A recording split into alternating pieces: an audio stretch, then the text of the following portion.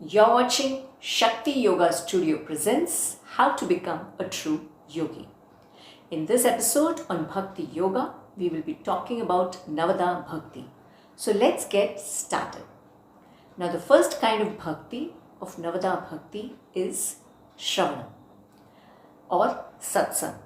Now what does Sravanam mean? Sravanam means that in the olden times, people would gather together in the area where a guru would be giving knowledge about religion and spirituality or narrating the stories of God. Okay, so this was also satsang because all the people gathered there had the same interest. They wanted to learn something about spirituality, and the guru who was there was also a attained soul. Now, in today's context, we have in those days there were no books, etc. So listening was the only mechanism. But in today's context, we have a lot more access to all kinds of information because of TV, because of internet. We have mobile phones and WhatsApp and whatnot, right? So it's information is much more easily available to us. I can see TV channels which have these gurus narrating the Bhagavad Katha or talking about spiritual topics.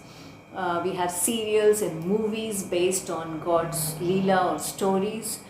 We have books which we can buy and read in a language that we easily understand. We also have lots of videos and messages coming to us through WhatsApp and Twitter and whatnot on these topics as with any other topics as well. Now coming to the satsang aspect of it. So in today's day and age, this is also our sangat. The company that we keep is so often our mobile, more so than real life people around us. Now the satsang is considered as a way that we also improve or purify our nature. And how will we do that if it's going to be a mobile? Now in order to purify our nature, we have to purify our thoughts. There is a saying that says, watch your thoughts because they will become your words. Watch your words because they will define your actions, and watch your actions because they will define your character, right? So if I want to change myself to become a more pure, more sattvic soul, I have to change the thoughts. And how do I change the thoughts? I change the thoughts by changing the information that I am absorbing day in and day out, right? So controlling the information that is entering into my mind through my sensory organs, everything that I'm watching, the kind of serials, the kind of movies, the kind of news, everything has an impact on the thoughts and emotions that are created inside us. So we need to start checking and changing the quality of the information that we are absorbing throughout the day. Now the second one given to us is Kirtana or bhajan. Now people collecting together and singing the glory of God. Now this is also helps us to motivate as well as again improve the sattvic quality of our soul, because when people with the same motive, which is pure, come together, the vibration in the environment is more spiritual. Like when we go to a temple, we find there is a lot of peace there. That is because everybody who's coming there is coming with a certain positivity there, and those vibrations is what brings us peace of mind. And the same thing happens in the Kirtana, that vibrations of the whole gathering, we absorb it and we feel uplifted whenever we go for such a thing. However, these things are temporary or short-lived. When we come back to our life, again the environment changes and then we again start absorbing the negative vibrations that are there around us. So how do I change that? In order to change that, I have to also, when I come back, right, do on my own bhajan, right? Sing to God, sing the glories of God, and also remember God at all times, which brings us to our third one, which is Smaranam, or remembering God. How do I remember God? I can do a mantra jap or I can do nama jap. In fact, in Ramcharitramanas, Tulsidas ji says that in Kali Yuga, the only means of attaining God is nama jap. Everything else is too difficult for our impure souls, as it is Ati Ghora Kali Yuga today. Now the fourth one is Pada Seva. An example of Pada Seva is given by Bharat, who was a brother of Lord Rama, and when he came to know that his mother had sent away Lord Rama to exile for 14 years so that he could rule, he is very upset and he rushes after Lord Rama to bring him back. And when Lord Rama refuses, because he is bound by his father's words to keep his vow, he takes the paduka or the sandals of Lord Rama and he places them on the throne, and then he looks after the kingdom as if he is working for Lord Rama. So that is how he has done the Pada Seva of Lord Rama. Now what does it mean in the context for today, right? I don't have Lord Rama's padukas, I don't have a kingdom. How do I do the Pada Seva? So for me, what is Lord's kingdom? The entire world, right? So how can I do seva? In whatever way I can, whoever I meet, if I can help, if I have that nature that I try to help in whatever way I can, whoever I come across, then that is Pada Seva of his kingdom. Now, the next one is Archana. Archana is the offering that a devotee makes to God during worship, which is typically flowers and tulsi leaves and fruits and prasadam and panchamrit and whatnot, right? So now, here we need to understand that from God's perspective, it is more important what is the bhav or the love of a devotee than what exactly is the offering that is being offered to him. Okay, an example of that is Shabri. Shabri was a Dalit girl who reached the ashrama of a guru who blessed her, saying that you will get darshan of Lord Rama. And then she built a kutia in his ashram, and because she was told that Lord Rama would come to her, every morning she would get up and place flowers in the path to her kutia, hoping that when God comes, he can come on those flowers. She used to go and collect fresh fruits and bring them back so that she can serve God whenever he comes to see her. And from this young girl, she became an old woman. And finally, Lord Rama comes along with Lakshmana to her kutia or hut. And once he's seated there and she washes his feet, and then she has collected this basket of berries from the forest that day, and she decides to serve them to the Lord. When she's about to give, she thinks that, okay, not all of them are sweet. So she tastes one and then she realizes it's sour. And she's like, oh, I cannot give this to my God. And then she tastes the next one and she finds it sweet, and then she gives that to him. And so she continues. She keeps throwing away the ones which are sour and she keeps giving the ones which are sweet. Now this is so different, exactly opposite of what all of us do when we offer something to God, right? We never taste it first.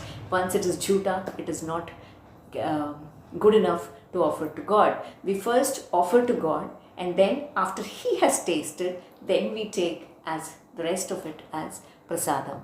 So we are making him do the testing whether it's sweet or sour, and then we are taking it. Whereas she has done the reverse. But God is not having any problem whether it is jhuta or sacha. He takes and he eats it and he blesses her, and she attains liberation as well. So here, because what is important is not jhuta hai or sacha hai. Her love for God is expressed in the thought that she wants him only to have the sweet berries and not the sour ones. Now next we come to Vandana. Vandana is prayer and prostration before God.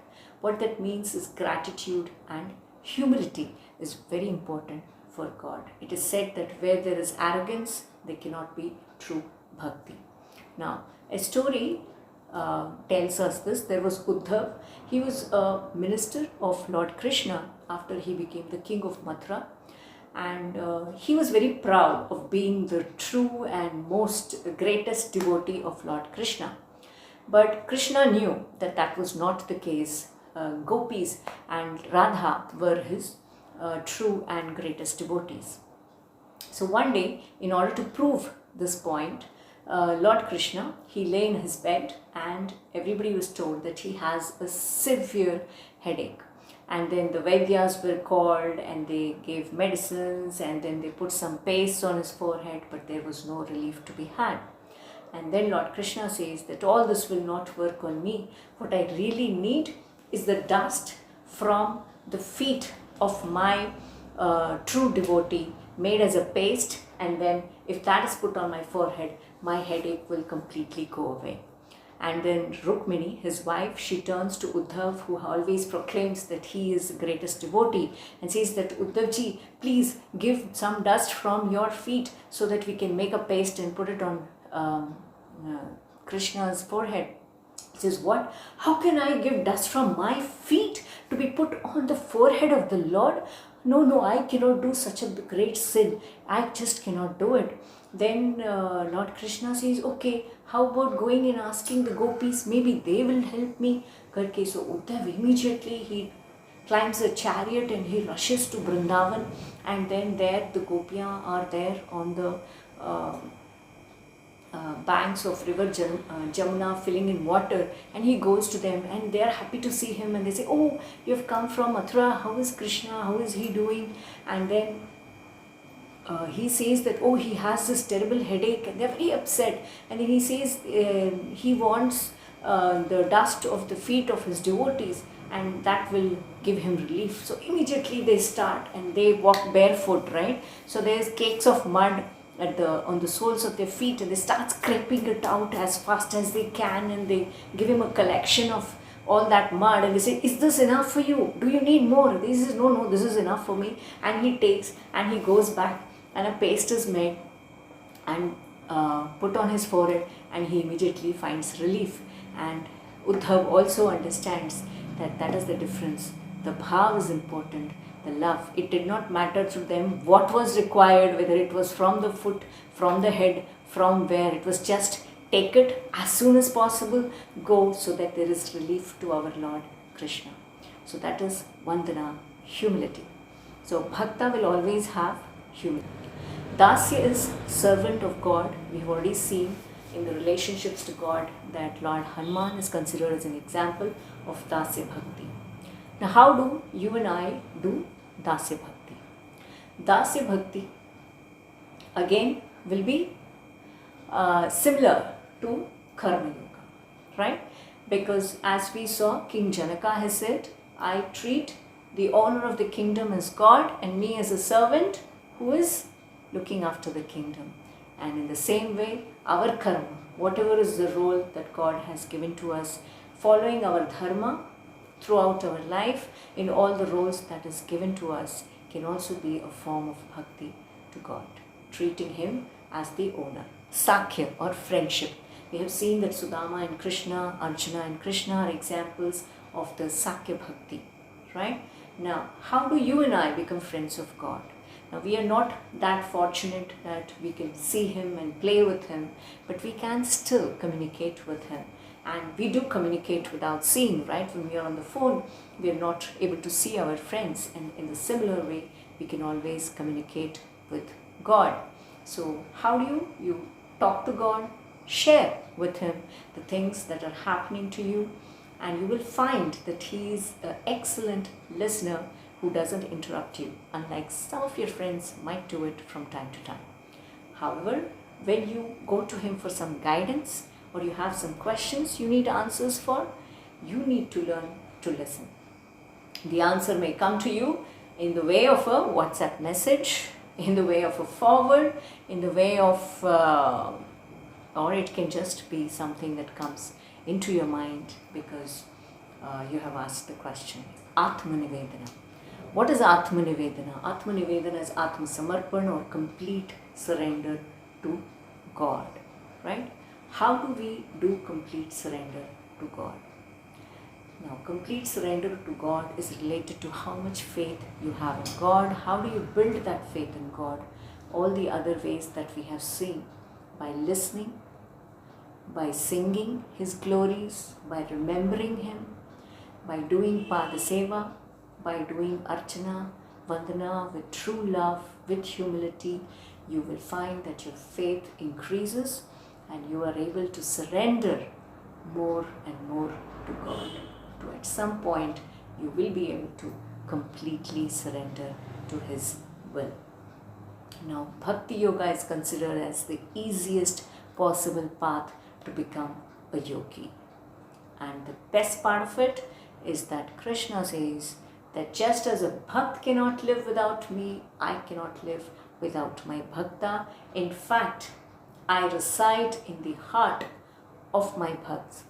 And then he says, you may well ask me that when I say I am there in this entire universe, what do I mean that I am there in the heart of a bhakta? He says, in the rest of the universe, I am there in the apratyaksha form, in the hidden form. But in the heart of the bhakta, I am there in the pratyaksha form. And what could be more beautiful than that to become a bhakti yogi? With that, I would like to end this episode. Thank you. God bless you.